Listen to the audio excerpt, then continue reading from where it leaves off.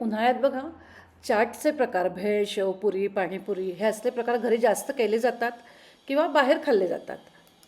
पण ते प्रकार ऑइली असतात, करायला वेळ लागतो, त्याची तयारीसुद्धा खूप असते. त्यामुळे ते प्रकार तुम्ही रोज रोज करून खाऊ शकत नाही. पण आज तुम्हाला इथे मी त्याच चवीचा आणि तुम्ही एकदा केलात की महिनाभर खाऊ शकाल असा एक पदार्थ दाखवते. तर तो पदार्थ आहे पाणीपुरीच्या फ्लेवरचे किंवा चवीचे भडंग किंवा कुरमुऱ्याचा चिवडा.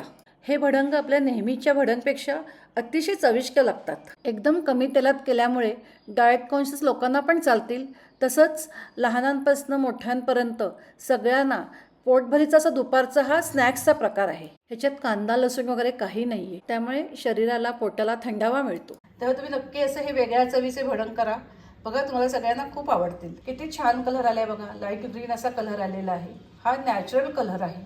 नमस्कार, श्रेयाज रेसिपीमध्ये आपलं सगळ्यांचं खूप खूप स्वागत आहे. तुम्हाला माझे व्हिडिओ आवडत असतील तर माझ्या व्हिडिओला लाईक करा, जास्तीत जास्त शेअर करा, तसेच माझ्या चॅनलला सबस्क्राईब करा, बेल आयकॉन प्रेस करायला विसरू नका. चला तर मग आता भडंग करूया. साहित्य बघूया. इथे पुदिना घेतलेला आहे. हा पुदिना वाळलेला आहे. इथे पुदिन्याची पानं स्वच्छ धुवून कापडावर पसरून अशी मी पंख्याखाली वाळवलेली आहेत.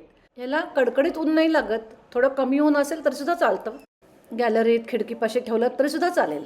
आता सध्या उन्हाळा असल्यामुळे अगदी लगेच वाळतात, पण जर तुम्हाला वेळ नसेल तर मायक्रोवेव्हला सुद्धा तुम्ही जरा ही गरम करून घेतली तर अगदी 1-2 मिनिटात ही छान अशी कुरकुरीत पानं तयार होतात.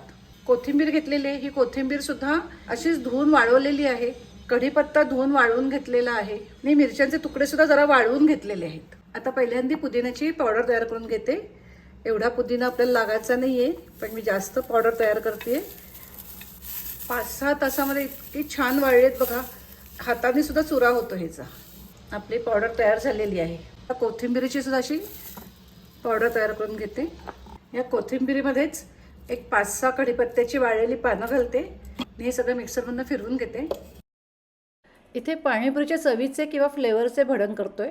त्याच्याकरता आधी एक मसाला करूया. बाउलमध्ये थोडीशी हळद घेते, थोडा हिंग, काळं मीठ 1 लहान चमचा, 1 चमचा आमचूर पावडर घालते. आमचूर पावडर घाला किंवा अगदी पाव चमच्याला सुद्धा कमी सायट्रिक ॲसिड घातलं तरी चालेल. चाट मसाला 2 लहान चमचे म्हणजे अर्धा चमचा चाट मसाला घालते. 1 लहान चमचा भरून जिऱ्याची पूड, 1 चमचा भरून पिठी साखर, साधं मीठ. मी अजून थोडी पिठी साखर मिक्स करते. आंबट गोड चव छान लागते. आता ह्या मसाल्यामध्ये ही जी आता पुदिनाची पावडर तयार केलेली आहे त्यातले 2 चमचे घालते. हा बघा नॉर्मल साईजचा चमचा आहे, मोठा चमचा नाही आहे. किंवा 2 टीस्पून घाला.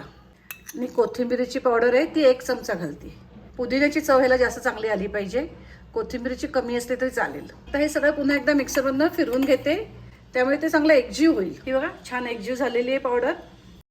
हा जो मसाला तयार केलेला आहे तो थोडासा खारट लागला पाहिजे, त्यामुळे भडंगमध्ये मिक्स केल्यावर त्याला छान चव येते. आपला मसाला तयार आहे. आता बाकीचं साहित्य बघूया.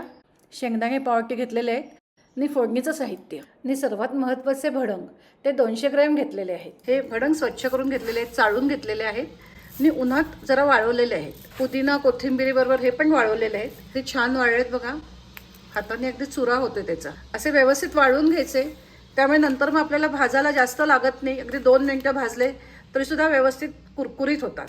गॅस चालू केलेला आहे. आता भडंग भाजून घेऊया. अगदी असे हाताला गरम लागेपर्यंतच आपल्याला हे भाजून घ्यायचे. हे बघा चांगले गरम झालेले आहे. आता मी गॅस बंद करते. गॅस बंद केलाय.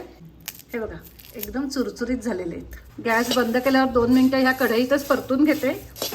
कढईत 4 लहान चमचे किंवा 4 टीस्पून तेल घेतलेलं आहे. कढई आपली गरमच आहे. त्याच्यामध्ये एक शेंगदाणे घालते. तुम्ही ते भाजलेले शेंगदाणे वापरले तरी चालतील. तळून घ्यायचे शेंगदाणे ह्याच्यामध्ये. तुम्हाला इथे मी कमी तेलामध्ये भडंग कसे करायचं हे दाखवते. त्याच्याकरता मी पुदिना कोथिंबीर हे सगळं वाळवून घेतलेलं होतं. पण जर तुम्हाला फ्रेश घ्यायचं असेल, पुदिना स्वच्छ धुवून घ्यायचा, कोथिंबीर स्वच्छ धुवून घ्यायची आणि ती तेलामध्ये तळून घ्यायची आणि नंतर मिक्सरमधून फिरवून जरी तुम्ही भडंगवर घातली तरी चालेल. ओला पुदिना किंवा कोथिंबीर तळायला तेल खूप लागतं आणि असं फ्रेश तळून घातलं की तो चिवडा लवकर मऊ पडतो. तुम्ही जर ह्या पद्धतीने ह्या चिवडा केलात तर अगदी कमी तेलामध्ये छान चिवडा तयार होतो. आता काढते मी. आता ह्याच तेलात मी कढीपत्ता आणि मिरच्या तळून घेते. हे सुद्धा दोन्ही वाळवून घेतलेलंच आहे. कढीपत्त्याचा आणि मिरच्यांचा रंग चांगला राहतो, त्याच्याकरता तेलामध्ये थोड्याशा परतून घ्यायच्या. हे बघा एका सेकंदात झालेलं आहे. आता काढते लगेचच. हे बघा शेंगदाणे कढीपत्ता सगळं तेलामध्ये तळून घेतलेलं आहे. आता फक्त एकच चमचा तेल घालते मी ह्याच्यात. थोडी मोहरी घालते आणि थोडा हिंग. इथे जिरं घालत नाही, आपण मसाल्यामध्ये जिऱ्याची पूड घातलेली आहे. आपण ह्या मसाल्यामध्ये हळद घातलेली होतीच, त्यामुळे आता हळद घालत नाही आहे. तर हा मसालाच घालते त्याच्यामध्ये मी जरा तेलात मिक्स करून घेते. मी आता गॅस बंद केलेला आहे. गॅस बंद करून तेलामध्ये हा मसाला मिक्स करून घ्यायचा, त्याच्यामुळे रंग चांगला राहतो. आता हे कढीपत्ता मिरच्या घालूया. मी आता हे भडंग घालते.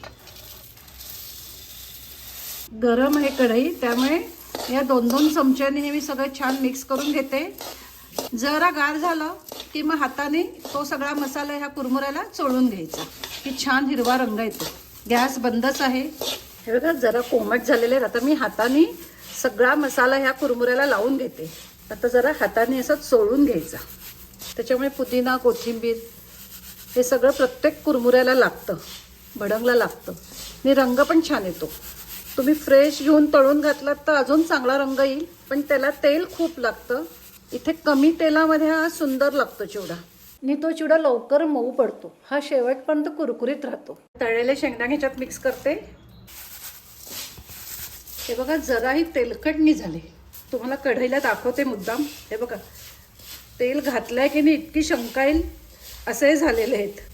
अगदी कमी तेलात कुरकुरीत आणि चविष्ट असे भडंग होतात. लाईट ग्रीन असा कलर आलेला आहे. तर असे हे आपले पाणीपुरीच्या फ्लेवरचे भडंग तयार झालेले आहेत.